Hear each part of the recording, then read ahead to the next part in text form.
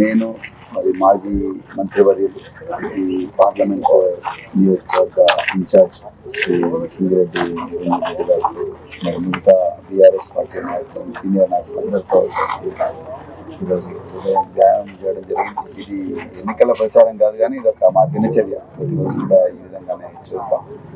So ఆ సందర్భంగా చాలా మంది వాకర్స్, సీనియర్ సిటిజన్స్, ఎంప్లాయీస్ వీళ్ళందరినీ కూడా కలవడం జరిగింది. చాలా ఆనందంగా ఉంది. వాళ్ళందరూ కూడా ఒక గొప్ప మార్పు కోరుకుంటున్నారు. అదేవిధంగా మరి రాబోయే రోజుల్లో తప్పకుండా బీఆర్ఎస్ పార్టీ అభ్యర్థిని ఆదరిస్తామని వాళ్ళు చాలా క్లియర్గా చెప్తున్నారు.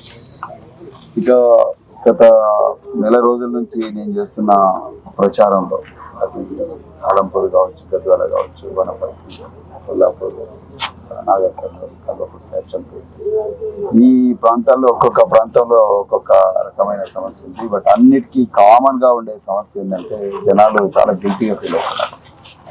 మేము ఇంత మంచి ప్రభుత్వమైన ఆనాటి కేసీఆర్ ప్రభుత్వాన్ని అనవసరంగా దూరం చేసుకున్నాం. కాంగ్రెస్ పార్టీ చూపెట్టిన ప్రలోభాలు, తర్వాత గ్యారంటీలు, ఆ గారడి అదంతా చూసి మోసపోయినాం ఆ మాయాజాలంలో.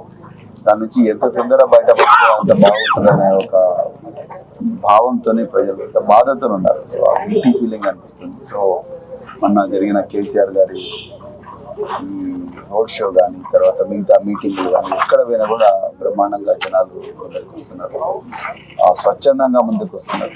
తప్పకుండా ఈసారి మిమ్మల్ని ఆదరిస్తామని కూడా చెప్పాలి. ఇక ఈ ప్రాంతంలో మరి ఒక్కసారి నాకు పార్లమెంటు సభ్యుడిగా ఈ ప్రాంత ప్రజలు అవకాశం ఇచ్చిన తర్వాత నేను తప్పకుండా ఢిల్లీలోకి వచ్చి ఈ ప్రాంతానికి రావాల్సిన అన్ని వనరులను తప్పకుండా ఇక్కడ తీసుకొస్తాం. ఇక్కడ ట్రాజెడీ ఏంటంటే ఇక్కడే కాదు, దేశంలో మొత్తం కూడా కేంద్ర ప్రభుత్వంలో, రాష్ట్ర ప్రభుత్వంలో ఉండే వందలాది వేలాది స్కీమ్ల గురించి, ప్రోగ్రాంల గురించి చాలా మంది ప్రజాప్రతినిధులు ఈ పార్లమెంటులో అయితే ఇంకా అసలు తెలిసే అవకాశం కూడా తక్కువ.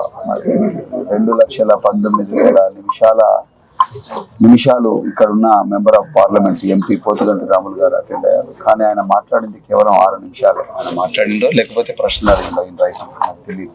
కానీ 6 నిమిషాలు 6 ప్రశ్నలు మాత్రమే ఆయన అడిగారు. ఆయన ఈ ప్రాంతం గురించి అడిగిందా లేకపోతే ఎవరి గురించి అడిగిందో మనకు తెలియదు. కానీ ఈ ప్రాంతంలో మరి దాదాపు 17-18 లక్షల ఓటర్లు ఉన్నారు. అంతే సంఖ్యలో అంటే అంతకన్నా కొంచెం ఎక్కువగా ప్రజలు ఉన్నారు. వాళ్ళకు చాలా సమస్యలు ఉన్నాయి. ఆ సమస్యల గురించి ఎప్పుడు కూడా ఎవరు మాట్లాడలేదు. ఉదాహరణకు వనపర్తి టౌన్ రెడ్డి గారు చాలా కాలేజెస్ అవి ఇవన్నీ తీసుకొచ్చారు. దాన్ని మళ్ళీ నెక్స్ట్ లెవెల్కి తీసుకుపోవాలంటే ఒక ఇండస్ట్రియల్ కారిడార్, లేకపోతే ఒక్కొక్క డొమైన్ లో ఒక్కొక్క అగ్రికల్చర్ తీసుకొచ్చారు, ఫిషరీస్ తీసుకొచ్చారు. దాన్ని నెక్స్ట్ లెవెల్కి ఏ విధంగా తీసుకుపోవాలి. అదేవిధంగా గద్వాల నడిగడ్డ ప్రాంతం, 2 జీవనదుల మధ్యలో ఉండే ప్రాంతం, అక్కడ ఉండే నల్లరేగడి భూములు, వాటికి ఉండే ప్రత్యేకమైన సమస్య, అక్కడ ఉండే పంటలు, వాళ్లకు అగ్రికల్చర్ లింకేజెస్, తర్వాత విత్తనాల సమస్య, ఇంకా మార్కెట్ల సమస్య, ఇంకా ఎన్నో సమస్యలు ఉంటాయి. అది కూడా ఎడ్యుకేషన్ ఒక హబ్. నాగర్ కర్నూలు కూడా ఈ మధ్య కాలంలో వనపర్తితో పోటీ పడుతున్నది, ఎడ్యుకేషన్ హబ్గా మారే పరిణామ క్రమంలో మారుతా ఉన్నది. సో ఈ ఎడ్యుకేషన్ ఇన్స్టిట్యూషన్స్ చేసినంత మాత్రానే మరి ఉద్యోగాలు కాదు, దానికి సరైన ఎకో సిస్టమ్ కూడా క్రియేట్ చేయాలి. ఆ ఎకో సిస్టమ్ క్రియేట్ చేయాలంటే ఇండస్ట్రీస్ రావాలి, ఇంటర్న్షిప్స్ ఉండాలి. పిల్లలందరూ కూడా స్థానిక ఇండస్ట్రీస్ లో ఇంటర్న్షిప్ చేయాలి. చేసిన తర్వాత వాళ్ళకప్పుడు వాళ్ళ సొంత కాళ్ళ మీద వాళ్ళు నిలబడే స్టార్ట్అప్ ఈకో సిస్టమ్ అనేది కూడా మనం ఇవ్వగలిగితే చాలా సరిపోతుంది. దీనికి పెద్ద ఖర్చు కాదు. నేను చెప్పాలనుకున్నది ఏంటంటే ఒక పార్లమెంట్ సభ్యుడికి వచ్చే 5 సంవత్సరాల్లో వచ్చి 25 కోట్లతో అద్భుతాలు సృష్టించవచ్చు. కాకపోతే దానికి ఒక ఐడియా కావాలి. అవన్నీ నేను చేయగలనన్న ఆత్మవిశ్వాసం నాకు ఉంది. నేను గురుకుల పాఠశాలలో గత 10 సంవత్సరాలుగా నేను పనిచేసిన చాలా సాటిస్ఫాక్షన్ ఉంది. ఎక్కడ పోయినా కూడా మా స్కూల్ స్టూడెంట్స్, మా కాలేజ్ స్టూడెంట్స్ అందరూ కూడా నన్ను ఆదరిస్తున్నారు. వాళ్ళందరూ కూడా గొప్ప గొప్ప పొజిషన్లో ఉండడం అనేది నాకు నిజంగా చాలా అంటే చాలా సాటిస్ఫాక్షన్ ఇస్తుంది. రాబోయే రోజుల్లో ఏ విధంగా అయితే గురుకుల పాఠశాలను, గురుకుల విద్యాలయాలను నేను ప్రపంచ పటంలో నిలబెట్టినా, అదే విధంగా అతి తక్కువ కాలంలోనే నాగర్ కర్నూలు ప్రాంతాన్ని 7 నియోజకవర్గాలు ఉండే ఆ ప్రజలతోని అలాంటి రికార్డులు ఛేదించి తప్పకుండా ఈ ప్రాంతాన్ని కూడా ప్రపంచ పటంలో నిలబెట్టాలన్న గొప్ప బలమైన సంకల్పంతో నేను నిరంజన్ రెడ్డి గారు కూడా వారి మార్గదర్శనంలో చాలా సీనియర్ నాయకులు. అదేవిధంగా ఈ రాష్ట్రంలో హరిత విప్లవాన్ని చాలా గొప్పగా ముందుకు తీసుకుపోయిన మరి సీనియర్ రాజకీయ నాయకుల మీద వారి మార్గదర్శనంలో తప్పకుండా నడుస్తారు. స్కిల్ డెవలప్మెంట్, ప్రధానంగా స్కిల్ డెవలప్మెంట్, కెరియర్ గైడెన్స్ మీద చాలా మందికి నేను నాగర్కర్నూలు చుట్టుపక్కల ప్రాంతాల ప్రజలు నా దగ్గరికి రావడం జరిగింది. చాలా బాధాకరమైన విషయం ఏంటంటే 9వ తరగతి 10వ తరగతిలోనే పిల్లలు డ్రాప్ అవుట్ అయిపోతున్నారు. ఈ రోజు కూడా వాళ్ళందరూ లారీలో క్లీనర్ గానో, లేకపోతే ఆటో డ్రైవర్ గానో, లేకపోతే హైదరాబాద్కి వలస పోయి అక్కడ రేపు షెడ్లలో ఉంటూ అక్కడే అమాలీలుగా, లేకపోతే కూలీలుగా, సేల్స్ బాయ్స్గా పనిచేస్తున్నారు. వాళ్ళందరినీ ఏ విధంగా రెస్క్యూ చేయాలి, వాళ్ళందరి జీవితాల్లో ఏ విధంగా వెలుగు నింపాలి, వాళ్ళందరినీ కూడా ఒక ఆత్మవిశ్వాసంతో ముందుకు నడిపించాలంటే career development centers, skill development centers, తర్వాత వాటికి ఫార్వర్డ్ లింకేజెస్, బ్యాక్వర్డ్ లింకేజెస్ ఇవన్నీ కూడా ఏర్పాటు చేయాల్సిన అవసరం ఉంది. నా మైండ్లో చాలా ప్లాన్స్ ఉన్నాయి. సో అదేవిధంగా నల్లమల అటవీ ప్రాంతం, ఇప్పుడే సార్ చెప్పారు ఈకో టూరిజం అని చెప్పేసి, అంత గొప్ప అటవీ ప్రాంతం వేరే దేశాల్లో అయితే విపరీతంగా టూరిస్టులు వచ్చి ఒక సపరేట్ ఎయిర్పోర్టే కడతారు. అలాంటి ప్రాంతాన్ని మనం ఇంతవరకు కూడా పెద్దగా వాడుకోవడం లేదు.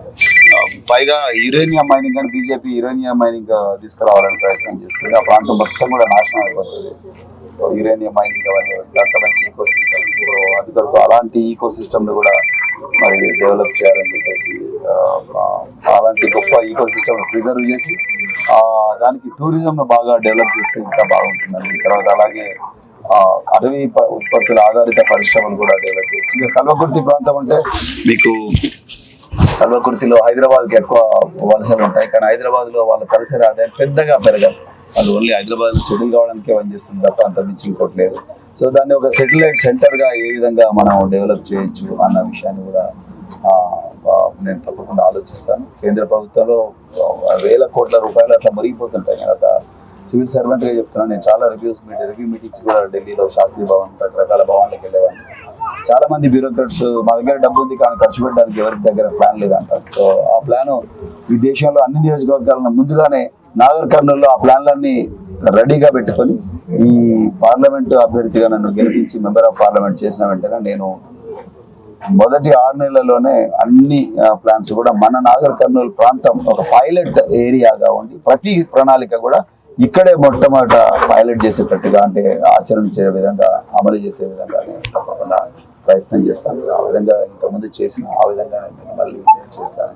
అందుకే మరి నాగర్ కర్నూలు ప్రాంత ప్రజలు కేవలం హోదాకు వస్తున్న కాంగ్రెస్ అభ్యర్థి మల్లు రవి గురించి ఆలోచిస్తారా, లేకపోతే మరి జెడ్పీటీసీగా ఉండే ఆ ప్రాంత ప్రజలకు న్యాయం చేయలేకపోయినా మరి భరత్ ప్రసాద్ను ఆలోచిస్తారా అనేది ప్రాంతంపై గుర్తించాలని చెప్పి చక్కటి అవకాశం ఇచ్చిన అందరికీ కూడా ధన్యవాదాలు. ఇంకొక విషయం ఏంటంటే ఆరోగ్యం, ప్రధానంగా చాలా మంది అనారోగ్యంతో బాధపడుతున్నారు. గ్రామాల్లో కూడా చూస్తున్నారు. వాళ్ళకి వాళ్ళ శరీరాలకు ఏం జరుగుతుందో వాళ్ళకి తెలియదు.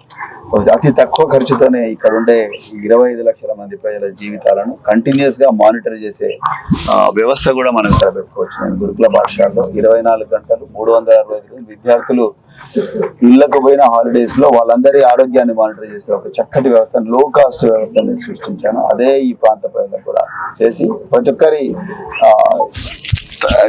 లైఫ్ ఎక్స్పెక్టెన్సీ, అంటే ప్రతి ఒక్కరు ఎన్ని సంవత్సరాలు బతకాలా, కనీసం అంటే 80 సంవత్సరాలు 90 సంవత్సరాలు బతికే విధంగా చేసే ఒక అద్భుతమైన కాస్ట్ లేని ప్లాన్ నా దగ్గర ఉంది. అది కూడా నేను తప్పకుండా మెంబర్ ఆఫ్ పార్లమెంట్ గా చేసిన తర్వాత తప్పకుండా మరి నా సీనియర్ రాజకీయ నాయకుల మార్గదర్శనం చేస్తాను. ఇంకా చాలా సమస్యలు ఉన్నాయి, గ్రౌండ్ లోకి దిగితే ఇంకా చాలా తెలుస్తుంది. ఈ ప్రాంత ప్రజలు నన్ను ఆదరించాలని చెప్పి తప్పకుండా నన్ను మెంబర్ ఆఫ్ పార్లమెంట్